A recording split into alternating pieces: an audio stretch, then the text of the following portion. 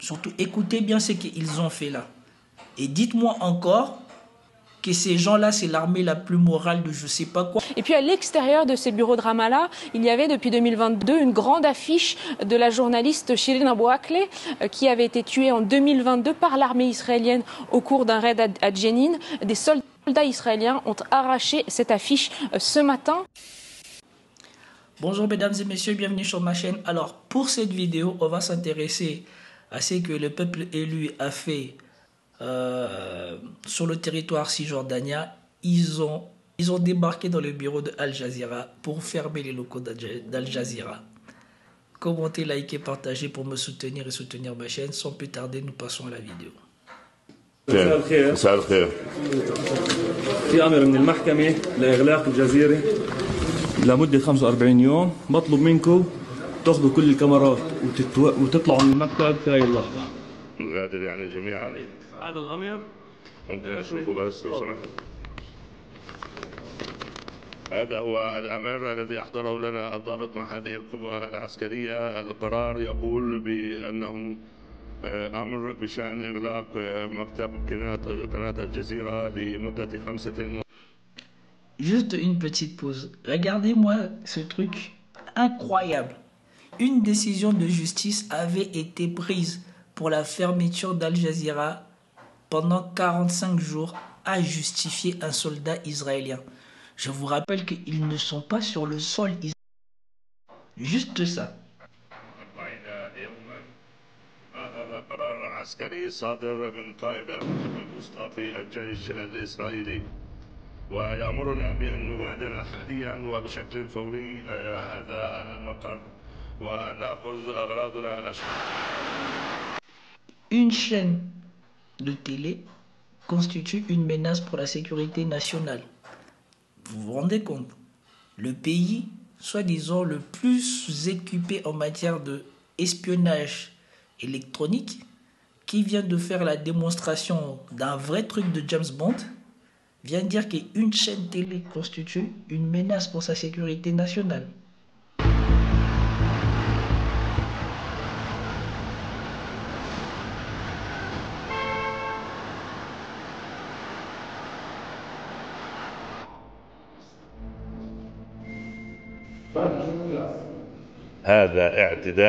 Je vais m'arrêter là parce qu'ici, il ne donne pas la traduction de ce qu'il dit. Et nous allons basculer sur cette information donnée sur France 24. Et puis du côté de la Cisjordanie occupée maintenant, Claire, cette séquence à noter, des soldats israéliens ont investi la nuit dernière les bureaux de la chaîne d'information Al Jazeera. Ils ont ordonné la fermeture de ces locaux. Je vous propose d'écouter tout de suite le directeur de ce bureau, Walid Al-Omari. On se reparle juste après, Claire. Les forces d'occupation, quelques 15 ou 17 soldats, sont entrés dans nos locaux, le bureau du réseau Al Jazeera, ici à Ramallah. Ils nous ont ordonné de partir parce qu'ils voulaient fermer le bureau. Ils ont ordonné l'ordre de fermer le bureau pendant 40 jours. C'est le commandant militaire de Cisjordanie qui a donné cet ordre. Ils ont confisqué tout le matériel, puis ils nous ont poussés hors de notre bureau. Claire, on se souvient... Il faut qu'on revienne sur ce qu'il dit. Il faut qu'on revienne sur ce qu'il dit pour comprendre à quel point c'est lunaire. Il faut revenir sur ce qu'il dit. Il faut décrypter ce qu'il dit. Les forces d'occupation, quelques 15 ou 17 soldats, sont entrés dans nos locaux, le bureau du réseau Al Jazeera, ici à Ramallah. Les forces militaires sont rentrées dans leur bureau en Cisjordanie. On rappelle bien, en Cisjordanie.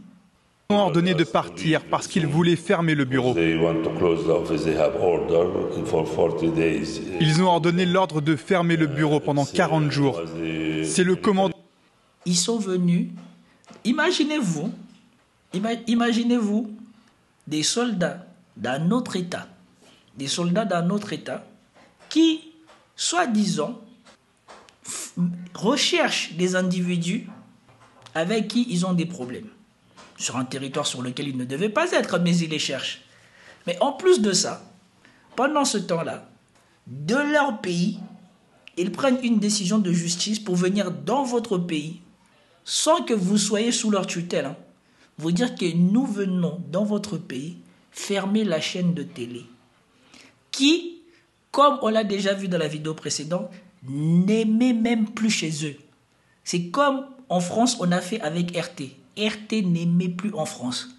Mais c'est comme si maintenant, on prenait une décision de justice française et qu'on allait dans un état où il y a des locaux de RT pour dire à RT dans ce pays-là, vous, ici, on va fermer vos bureaux.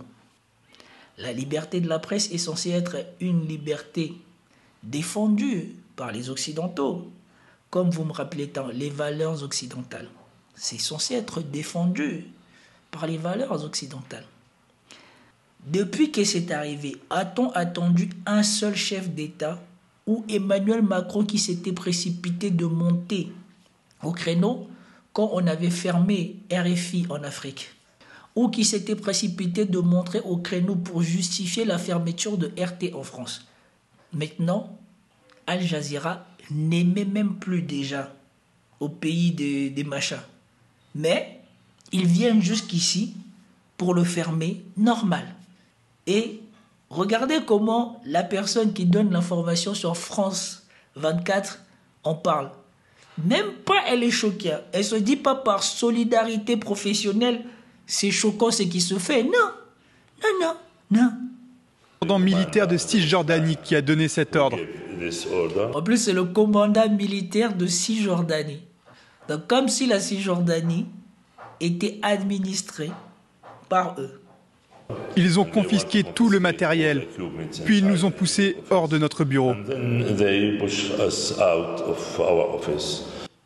Claire, on se souvient, il y a quelques mois, ce sont les bureaux de Jérusalem qui avaient également été fermés. Bon, que les bureaux de Jérusalem soient fermés, ça pose pas problème. On comprend, ils sont chez eux, ils font ce qu'ils veulent. Comme les Européens ont fait avec RT, ils sont chez eux et ils ont fait ce qu'ils ont à faire. Mais maintenant, aller sur les territoires des gens, que c'est pas chez toi là-bas, pour dire on va venir fermer vos locaux ici et confisquer vos affaires, au bout d'un moment, faut arrêter. Oui, c'est un nouvel épisode dans la guerre que mène Israël contre la chaîne qatari. Ces images, elles ont même été découvertes en direct puisque Walid Al-Omari... Vous attendez, hein? Les mots que choisit cette journaliste. Dans la guerre. Pas dans le harcèlement. Non, dans la guerre. Parce que Al Jazeera, elle a les armes pour faire la guerre. Qu'on entendait s'exprimer, a reçu les soldats israéliens alors que tournait la caméra. Sur les images, on voit notamment ce soldat remettre un papier à Walid Al-Omari qui indique qu'ils ne peuvent plus émettre pendant 45 jours. Ça a été évoqué aussi. Les caméras de la chaîne ont été confisquées, des documents également. Et puis à l'extérieur de ces bureaux de Ramallah, il y avait depuis 2022... Surtout ça, écoutez ce qu'ils ont fait. Maintenant, dites-moi si dans leur décision de justice, il y avait ça. Surtout, écoutez bien ce qu'ils ont fait là. Et dites-moi encore que ces gens-là, c'est l'armée la plus morale de je ne sais pas quoi, ou si je ne sais pas si c'est ce qui est dit par rapport à ces gens-là. Écoutez. Une grande affiche de la journaliste Shirin Abu Akleh qui avait été tuée en 2022 par l'armée israélienne au cours d'un raid à Jenin. Des soldats... Une personne que eux-mêmes, ils ont abattue, à qui on rend hommage, ils sont venus fouler, casser, détruire l'hommage qui lui est rendu par la chaîne pour laquelle elle travaillait dans un territoire qui n'est pas les leurs. Et je ne sais pas qu'est-ce qui se passe en ce moment. Tout ce qui concerne ces gens-là est censuré maintenant. Probablement à cause des élections américaines, moi c'est comme ça que je le vois, à cause des élections américaines, comme ça ne passe pas aux États-Unis, le soutien de Joe Biden, de l'administration Biden, par rapport à ce pays, par rapport à ce qu'ils font, et surtout cela handicape Kamala parce qu'elle a déjà posé un genou à terre en faveur de ces gens-là. Désormais, ils veulent empêcher le partage de l'information sur ces gens-là. Ils ne veulent pas que la lumière soit mise ou qu'il y ait une association. Parce que quand les gens voient ça automatiquement, ils pensent à ceux qui leur permettent de faire ça. C'est qui sont les Américains, principalement, et les Occidentaux. Et donc, tout ce qui concerne ces gens-là est censuré. J'ai une vidéo qui approche maintenant les 5 jours d'examen sur YouTube. Ça m'était plus arrivé depuis au moins 2 ans. Et j'ai une vidéo que j'ai publiée hier matin qui vous a plu en me réveillant ce matin démonétisé à son tour. Et donc, je vous fais cette vidéo. Je ne sais même pas si je pourrais me fier à s'ils me disent elle est monétisable et qu'après ils changent d'avis. Parce que c'est ce qu'ils m'ont fait hier. Hier, ils m'ont dit la vidéo n'est pas démonétisable. J'ai fait appel. 30 minutes après, elle était monétisable. J'ai publié. 12 heures ou 18 heures après, la vidéo n'est plus monétisable. Et donc, ça devient compliqué. Parce que quand ils démonétisent une vidéo, forcément, ils n'ont plus l'obligation, ou alors les algorithmes YouTube n'ont plus l'obligation de faire la promotion de cette vidéo. Et donc, cette vidéo passe inaperçue. Les soldats israéliens ont arraché cette affiche ce matin. L'armée israélienne accuse la chaîne et ses journalistes d'inciter au terrorisme. Ce n'est pas nouveau, cela fait des mois que Israël tente de... Vous attendez de quoi on les accuse? On les accuse d'inciter. On les accuse d'inciter. On aura tout attendu. Faire fermer la chaîne Al Jazeera. C'est le cas en Israël puisque désormais la chaîne ne peut plus y diffuser. Vous l'évoquiez, les bureaux de Jérusalem ont été fermés et les visas des journalistes étrangers révoqués. Mais Ramallah, ce n'est pas en Israël, c'est en Cisjordanie occupée, là où normalement la souveraineté est à l'autorité palestinienne. Merci de le dire. Merci de le dire, merci de le dire. Et ça ne choque personne. Et vous avez Barnier hier qui est venu encore vous rassurer sur le droit de ces gens-là à se défendre. Donc leur défense maintenant, c'est devenu d'aller empiéter sur la souveraineté des gens, de faire des actes punis par le droit international au Liban. Et ça, c'est la défense. Alors les équipes d'Al Jazeera continuaient de travailler sur le terrain, aussi bien en Cisjordanie occupée qu'à Gaza. Et puis aujourd'hui, la chaîne qatari a aussi rappelé que 4 de ses employés avaient été tués depuis le début de la guerre à Gaza. C'est eux qui incitent à des actes de terror. Pour l'instant, on n'avait personne chez eux. Faire ou tenter de faire quelque chose de terror. Mais pendant ce temps-là, eux, ils sont abattus. Leurs journalistes sont abattus à Gaza, toujours par erreur. Et surtout, l'autre journaliste là, à qui on a quasiment éliminé toute sa famille. Et là encore, personne ne dit rien. Ainsi que la famille de Wael al-Dardou, l'un des journalistes stars de la chaîne à Gaza. Al Jazeera considère que ces journalistes et leurs proches sont sciemment visés, ce que nient formellement les Israéliens. Ce qui est certain en tout cas, c'est qu'Al Jazeera, c'est une chaîne extrêmement influente, la plus regardée par les Palestiniens pour suivre la guerre à Gaza et une des plus regardées dans le monde aussi. Voilà. Voilà probablement l'une des premières causes de pourquoi on veut éteindre cette chaîne. On l'a déjà éteint dans leur pays parce qu'elle diffusait ce conflit autrement que ce qu'eux ils racontent chez eux. Et aussi, elle diffusait ce conflit chez les Palestiniens qui, désormais, n'ont plus grand-chose pour pouvoir poursuivre ce qui se passe. Les véritables raisons sont ici. Puisque la chaîne revendique une audience de 450 millions de foyers. Et pour compléter votre propos, Claire, la chaîne, le bureau, le siège d'Al Jazeera condamne à l'instant cette descente des soldats dans ses locaux. Merci beaucoup, Claire Duhamel, en direct de Jérusalem. Donc, moi, quand j'ai vu cette publication ce matin, je ne vais pas vous cacher le fait que j'ai rigolé parce que ceux qui me connaissent savent bien que ce genre de bêtises, ce genre de grossièreté, des trucs quand c'est gros comme ça, moi ça ne peut que me faire rire. Quelle contradiction de tous ces gens, soi-disant la seule démocratie de l'endroit, soi-disant l'armée la plus morale du monde. Mais regardez comment ils agissent.